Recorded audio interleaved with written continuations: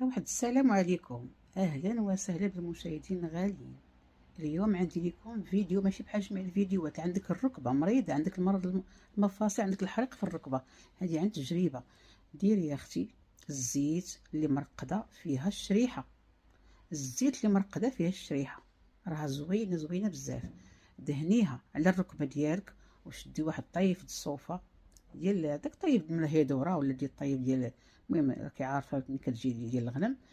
ويكون عندك نقيقيه وتكون دهنتي ديك البليصه ودرتي ليها ماساج هكا خفيف، ودرتي ديك التلبيخه ديال ديك الصوفه لاله ودرتيها عليها وجمعتيها بشي باندا وصافي، ونعسي بها هكاك وخليها غديها في نفس العمليه ديريها في الليل وبالنهار. ما شاء الله ترجعتي واحد النتيجه زوينه. ولكن الزيت مرقده فيها الشريحه، سبحان الله كتعطي واحد النتيجه زوينه.